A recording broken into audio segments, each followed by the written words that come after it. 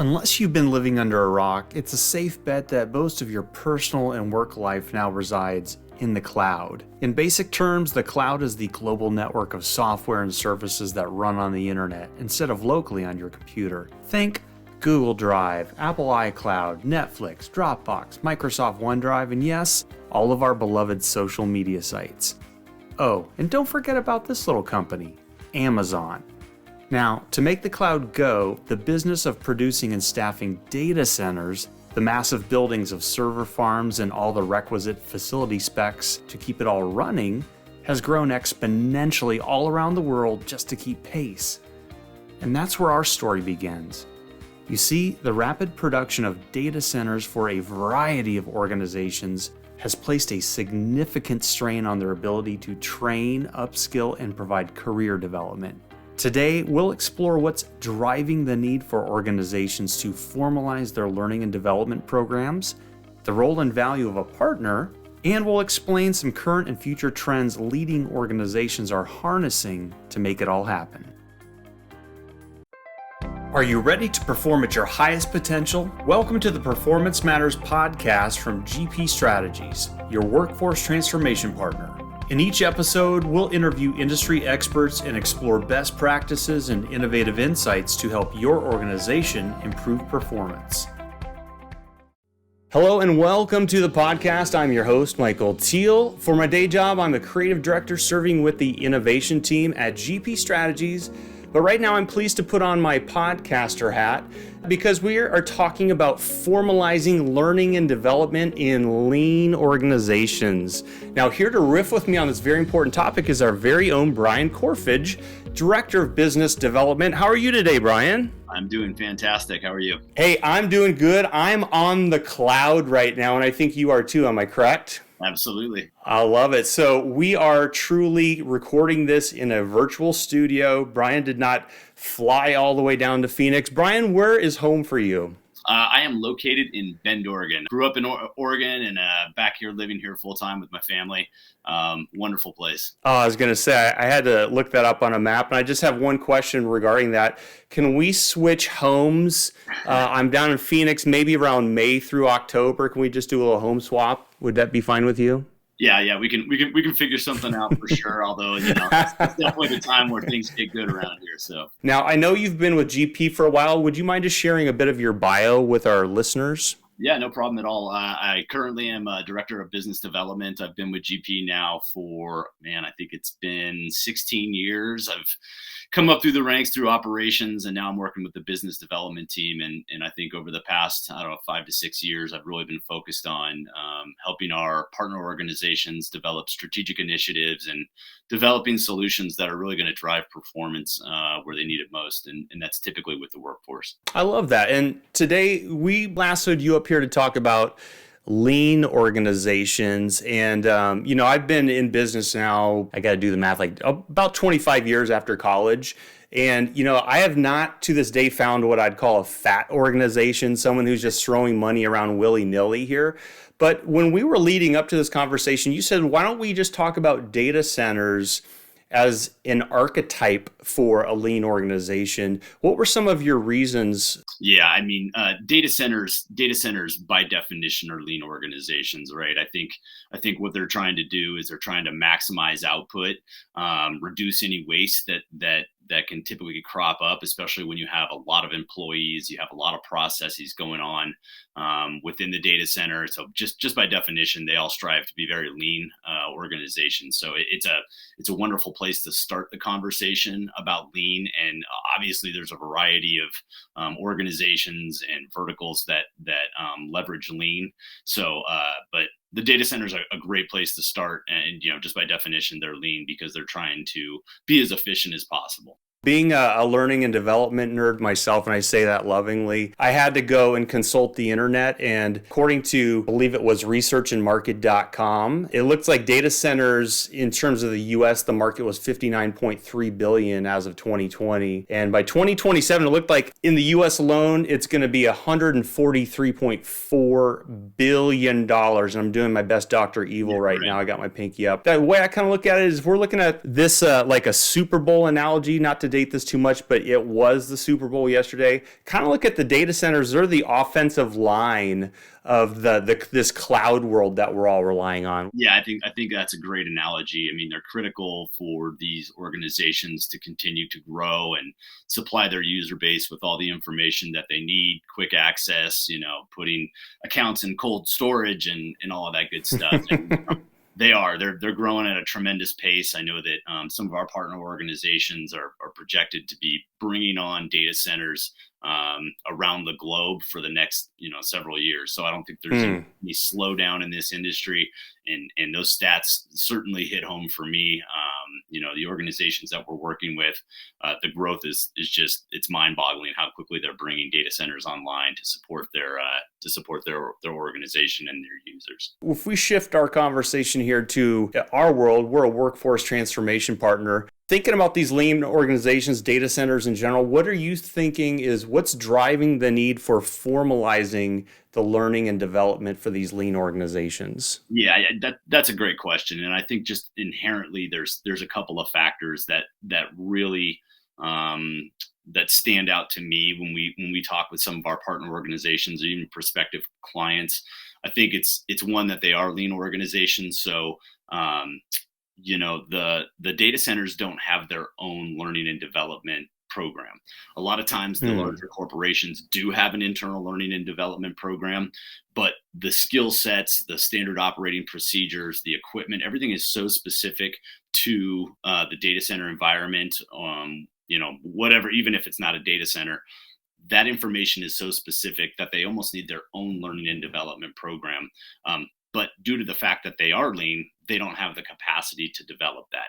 So I think that's where GP kind of slides in as a partner for them, is that we can help them with that. And I think it's going beyond what they currently have. And what we've seen in the past is that a lot of it's tribal knowledge. A lot of that knowledge transfer comes from word of mouth or pieces of paper. They don't have formalized learning programs, and so that's where GP really enters the picture, and we help them to kind of take a step back, and it goes from a strategic vision, and then we get down to the tactical, where we actually start executing and really providing them with some more formalized learning development program, at least from an elemental standpoint. Gotcha. So it sounds like it's almost ironic that you might have something that you think is almost like the Matrix, right, where you're plugging your head into the back of things, and you think they must have some incredibly advanced process to really translate their standard operational procedures, or what's the right temperature so the servers don't melt and we lose all of our precious Instagram pictures and everything like that. But you're saying, in fact, because they're running so hot and building so quick, the process of formalizing all this SOP data knowledge is in some cases a little ad hoc. Yeah, absolutely. And I give them a lot of credit because they are willing to move quickly and sometimes at a pace that, from a historical standpoint, when I've worked with some of our partners in the past, it's much more slowly, and compared to data centers, developing those learning programs are almost at a glacial pace. These data centers move so quickly, and they're so hungry for formalized learning and development that it's impressive how quickly they move and how interested they are in getting the formalized program together. And it spans a variety of areas within learning, right? It's not just developing training, but it's having formalized career pathing, formal upskilling, whatever they need to do, ongoing education. There's a variety of ways that they're trying to provide their employees with all the things they need so that they can be effective on the job.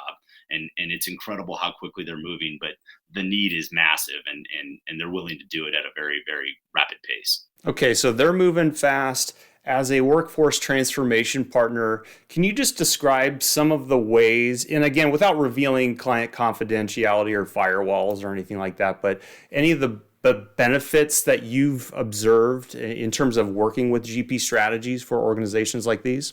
Yeah, GP's interesting. I feel like we're a little bit different in that not only do we have the expertise in learning and development, so we have instructional design expertise, we have all those components that make us successful with our partner organizations, but GP also has internal technical subject matter expertise, which really kind of, I think, sets us apart from the competition a lot. again, these lean organizations don't have a lot of individuals with a lot of spare time. What they need to do is they need to confer with us, confirm what our understanding of the subject matter is, and then we go and run with it. And I think that's really one of the benefits of GP, is that not only do we have the instructional design expertise, but then we also have the subject matter expertise, and that helps to reduce the burden on those lean organizations. So GP has that unique mix of expertise and strategic vision, and I think that's what kind of sets us apart from some of the other development programs out there. What are some of the innovative strategies that you've been able to at least help deploy or recommend for organizations to really formalize their learning and development programs? What's on the cutting edge? Tell me that, Brian. I think again, the cutting edge technology. What we try to do is, obviously, when you're developing a program of this nature, you want traditional learning modalities, whether that's virtual instructor led training, whether it's that asynchronous digital component. But again, these are lean organizations, so we try to make sure that the strategies that we come up with actually help them to achieve that kind of lean methodology or that lean mentality. And so what we do is we look beyond those traditional learning modalities, and we try to bring that lean thought process into it. And mixed reality is an example.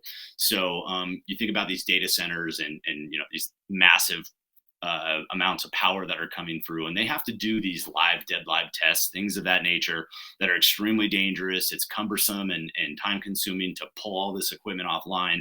So we're starting to leverage mixed reality. So we're leveraging Oculus to help them go through certain tests or get into a situation where typically you wouldn't want to put a regular person in a place for a flash arc. Obviously, anybody that experiences flash arc. I don't know much about electricity, but that sounds dangerous. Yeah. So I think what we try to do is we try to leverage those technologies like mixed reality so that they can experience a flash arc, understand where they may have made a misstep, understand what the process is, the procedure, make sure they have that dialed in so that when they go and they do it in the real world setting, not only do they know what they're doing, but they're going to be effective in doing that. So leveraging mixed reality, it helps on the safety side, but then you also have to think about that lean component, right? Which is reducing the burden, the time burden, the amount of equipment you have to remove from the situation, just creating a more lean experience. And virtual reality really allows us to do that. I will have to just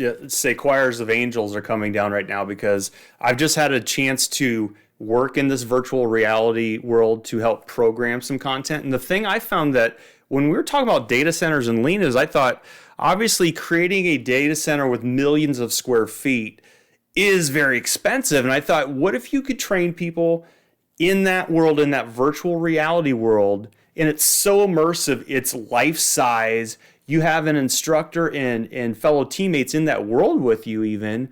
So when you step into the real world, you're ready to go, right? I mean, you've been there, you've done that. And yeah, that is kind of the definition of lean, where then you can scale that before buildings are even the ground's broken, right? Yeah, absolutely. And I know that a lot of our partner organizations, in the past, they would create a training event where they would bring people from around the globe to a single location. They would pull the equipment offline. They'd have to fly people in, put them up in hotel accommodations. And so now with this mixed reality, we can do this on a global scale, and it really reduces the burden, both from a cost perspective, but also a time perspective as well. The exercises are more thorough. People get the hands-on. The other thing that's really interesting about the mixed reality piece is you get to practice over and over again, right? So in a typical live training environment, you may get one opportunity to go through that process, and then you have to hope to remember it. But with the mixed reality, you get to go through, make the mistakes, recover, demonstrate that you understand how to do it, and you can come back at another time, right? So even if you're going through the process of training on it, time may lapse where you haven't performed that function in a long time. You can come back and get a refresher course before you actually do it live in person, and it just increases the amount of safety. And the time sink is way lower than it would have been previously. So these technologies just they have far-reaching impact.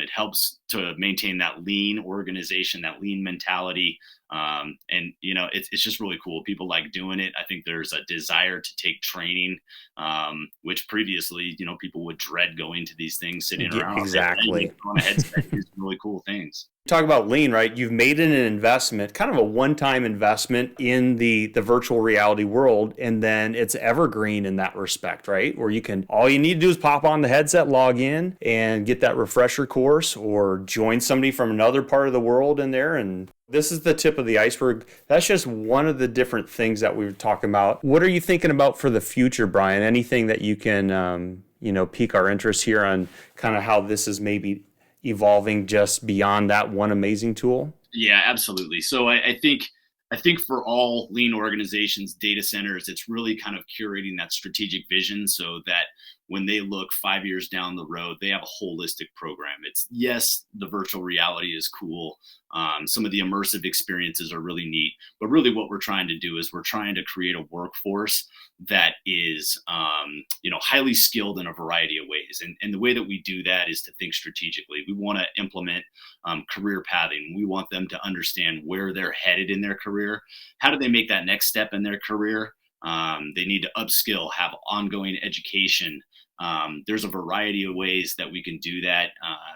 Social learning. There's sky's the limit, but really what we're trying to do is take a step back, think strategically and holistically about how to help them implement a full-scale learning development program that requires very specific knowledge. So there's a variety of ways that we have to do that. We have to be very focused and strategic, and then we execute on the tactical side. So it's a large undertaking, but certainly one that GP can help our partners with. The one thing I keep going back to is, if you want to retain staff, the first thing it starts at hiring is, our expectations being met for a future, right? What's my next step? How am I going to grow and improve? And so having that career pathing, I could see, would be one thing that would be very easy to lose sight of when you are just trying to build and keep up with the demands. I can see where we would definitely come into play there for sure. Yeah, absolutely. I think we're seeing it, right? Workforce and talent retention are absolutely critical, especially in today's world. Making sure that you keep the most talented people that you have, it's absolutely paramount to making sure that you're successful as an organization. It doesn't matter if you're lean, if you're working within a data center, if you're in marketing, sales, whatever it is. Retaining that talent is just paramount to being successful long term. Okay, so I've got one thing. I don't even know if this is a thing yet, and I'm using air quotes around it, Brian. Is there been anything that you've seen? I think you would call this the mixed reality, where you remember Arnold Schwarzenegger back in the '84 Terminator film, and he's walking around and all the augmented reality stuff is hovering around and he's determining if someone's safe. Could you see a world where you could actually have been trained in VR, in the virtual reality, but then you put on some glasses specific to your site and you look around at the data center and just-in-time information is popping up? Is that something that's even potentially there yet? Not only is it potentially there, this is actually happening now with the augmented reality. So staying within the data center theme, I'll give you an example of how we're starting to leverage augmented reality to really promote a solid working environment. So take a step back. We'll have to put the glasses aside for the moment, but imagine you have an iPad in your hand. We're walking around the data center. We walk up to what is a main switchboard. So a main switchboard, you're looking at it. You've been tasked with determining what's going on with this switchboard. Is there an error? Is it operating correctly?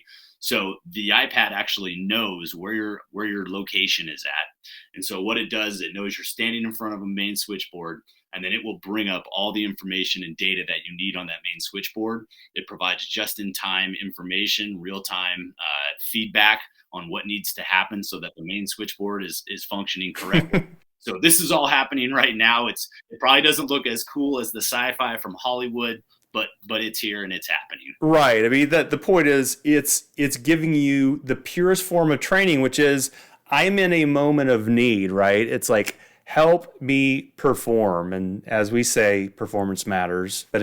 Brian, I can't thank you enough. I'm sure clients are hitting you with emails by the second saying, come help us transform our data centers and help us be lean and everything like that. Is there any parting shot that you want to mention here before we close up our conversation? No, I really appreciate the opportunity to come and talk. And for anybody listening, no program is too small, no program is too big.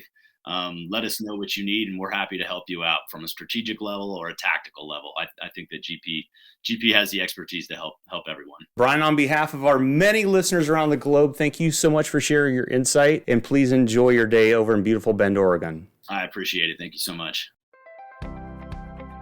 The Performance Matters podcast is brought to you by GP Strategies. Together, we can create a world where business excellence makes possibilities achievable. You can subscribe to the show anywhere you get podcasts or listen on our website at gpstrategies.com.